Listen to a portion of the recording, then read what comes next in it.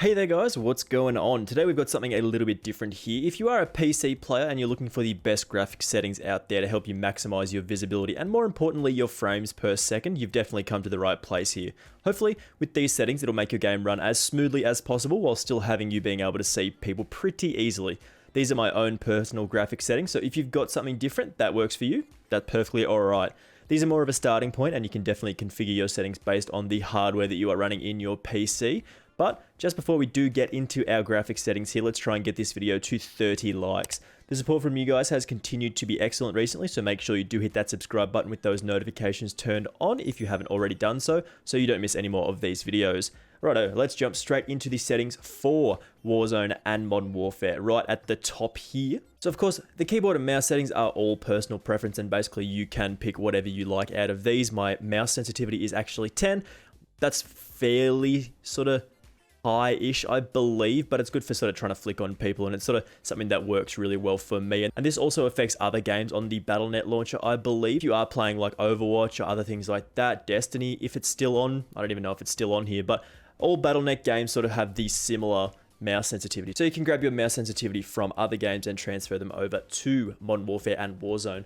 Moving on to the general tab, basically you can set your field of view to whatever you like. A pretty standard one for most FPS players sort of starts at 90, and then you can sort of move up and down from there depending on how you prefer. But I do prefer 90 because it's something that I've always played with in a lot of games and it just sort of works for me. Typically a brightness setting, you sort of want to adjust this based on your monitor, but in Warzone you sort of want more brightness than less so you can try and see people. Sometimes that does come into play where you're sort of in dark areas and you might not be able to see people. So something around sort of 60, 65 is a pretty good number to be on there. Next, we've got the horizontal heads-up display bounds. These aren't too important, it just sort of has a guideline of where you want to put your HUD.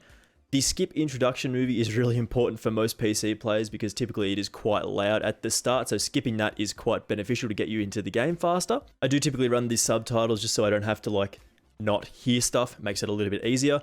Colorblind mode, I do have Deuteranopia on just because I'm actually red-green colorblind. I don't think that's what Deuteranopia means, but I can see those numbers fairly easily, so you might have to change this depending on your actual color vision. You can even turn this off, disabled, makes it a little bit easier to see. So this is all personal preference again, but I like the Deuteranopia one. This is actually a very important setting in Warzone, the minimap shape, but also it sort of applies to Modern Warfare as well.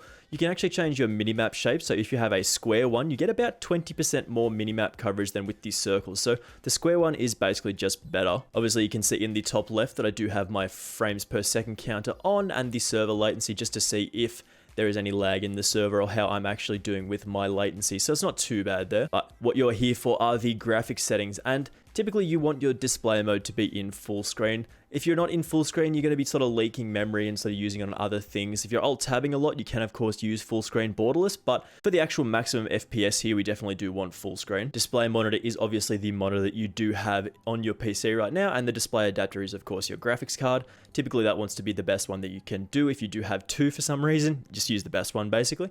The screen refresh rate is of course your monitor's refresh rate, and you can choose up and down out of this. Mine's 144 Hz, which is pretty high up there, but of course you can get higher. So sort of we'll stick whatever your monitor refresh rate is. The render resolution should always be at about 100 unless you want to go way higher, set it up to 200 for whatever reason you're trying to push how good your game looks, you can set it up to that, but typically this should be on 100% of your native resolution. Your aspect ratio could typically be set to whatever you like personally, but I do set it to automatic just so it's 16:9 as the same aspect ratio as my monitor. You do not want VSync on in literally any game. VSync is terrible and basically gives you more input lag. It's just not really worth having this on, especially if you do have a higher frame rate monitor. In the custom frame rate limiter, we do want custom, and then we can sort of set this to whatever we like. We typically want a 60 in the menu just so you're not wasting extra memory in the menu because you don't need higher than 60 in the menu, and sort of the gameplay can be whatever maxed out you want it to be, as high as you can get it basically. The Nvidia highlights, you definitely want this turned off because occasionally it will record stuff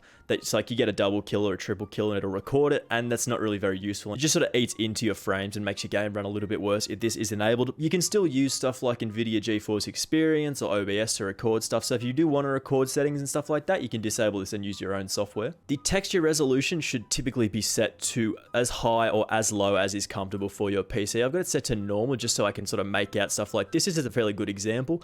On like very low, this is what it looks like, and you can't really make out stuff like that. So if it's on normal or high or low, normal is typically a very good place to start, and if you look at that and it's like killing your frames, you can sort of set it down a bit, turn it off, low, very low, and stuff like that. So I typically have my texture resolution set to normal. The texture filtering can be set to low because this doesn't actually make too big of a difference in how the game looks. Obviously you can see it on the picture here, but again, we're not really looking at the floor and how the floor looks when we're trying to kill people in Warzone and Modern Warfare. Particle quality, we of course want this set to low because it doesn't really matter what the particles look like, especially when it's like explosions and stuff like that. We're not looking at the explosions to be like, it looks pretty, so just turn it off. Bullets, impacts, and sprays, I do have this turned off, but this is sort of personal preference and won't make too much difference to your FPS overall. Tessellation, we do have this set to near, so it sort of tessellates objects a bit nicer that are closer to you and so on. You can obviously set this to disabled if you don't care about that at all, which is probably the better option for sort of low-end PCs, but again, this really doesn't make too much difference. The shadow map resolution is one of the big ones that will sort of cut into your FPS, so pretty much you should set this to low on most systems just to get the most frames, unless you're sort of running an absolute beast machine where you can sort of run away, unless you're running sort of an absolute beast machine where you can sort of get away with extra or high in this situation. But of course, if you're sort of running a mid to low tier system, you want to run it on low. With these two options here, cache spot shadows and cache sun shadows, we want these both enabled just so it sort of saves the future rendering. So if we want to render the shadows and stuff like that later on, it'll save it in our game so we don't have to sort of spend extra time waiting on these. This is not going to be too detrimental to your FPS, and it'll make it a little bit faster occasionally once you don't have to sort of use that extra memory to render all these shadows occasionally when you do have to log into the game. Particle lighting, again, we want this set to low just so we don't have to like worry about losing frames from like people throwing frag grenades and stuff at us. We don't want this on extra. Like Ultra just doesn't do anything to our, like, it makes the game look pretty, but of course we don't really need to worry about particle effects too much. We do want ray tracing turned off. It does look very nice, but you know, we don't really want to have this on, but because it sort of eats into our frames very, very hard. This is one of the more sort of intensive things about the game. It makes the game look very nice, but again, it just sort of eats into too many frames, so disable this by default. Ambient occlusion, again, we want to have this disabled by default. Just sort of makes the game look way better if it is turned up, but again, it's not too much to worry about, and the game just going to look pretty much the same once you're sprinting past walls and stuff. You're not actually taking a look at that kind of stuff, so don't worry about that too much. Screen space reflections you can definitely disable if you are on a low to mid tier system, but if you want to go up, like if you have a better PC, you can set it to low or medium, normal, high, and stuff like that.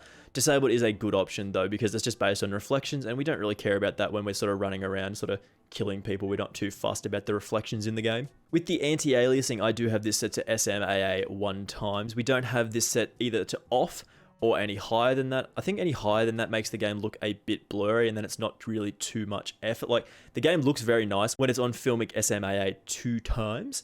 Basically, the game looks blurry though, so I do have this set to SMAA 1 times, but off is also a good option if you're really trying to push those frames out, but the game does look quite jagged and the edges of stuff can look pretty bad, but this will get you sort of maximum frames if you do turn this off, but I just sort of typically run with SMAA 1 times. Depth of field we do have turned off. We don't really want any blur effects in the game, so disabling this does get rid of the disabled and the blur effects, so this makes it a little bit easier to see things that are slightly further away, makes things nice and clear. Filmic strength, this is the strength of the anti-aliasing, and it sort of affects our blurring here, and it says in the yellow option, if the anti-aliasing option is not set to SMAA T2X or Filmic SMAA T2X, set Filmic strength to 1 to avoid the visual noise issues. That's pretty simple here. We just do what the game says and turn it to 1. In the motion blur options, we want both of these disabled because, like, we don't want the world to be blurry. Like, it just makes it harder to see people. We don't want the world to be blurry. This might make our campaign missions look very nice and would probably be appropriate for that, but we're in Warzone, we're in multiplayer. We don't care about how good the game looks, and we just want to kill people. So disable both the motion blurs options here is very good for us. And of course, we don't want film grain. Makes our game look grainy, so we just turn this off, keep it to 0. And those are pretty much all of the graphic settings that we have set here. These are my personal graphic settings, so hopefully this does help you out. And this is a very good starting point to sort of adjust your own personal settings. If your computer is sort of low to mid tier like mine is, mine's about mid tier at the moment, sort of getting closer to low end as time goes by. You can sort of change these settings up and down to try and get more FPS out of your game. Again, if you are struggling to get more frames, just turn a lot of these settings off rather than having on like normal or sort of low. Just turn them off if possible and you should get the most frames you can. If you did enjoy this one, guys, and it did help you out at all, make sure you do leave a like and do subscribe if you are new around here, of course. I would very much appreciate it and it would very much help me out.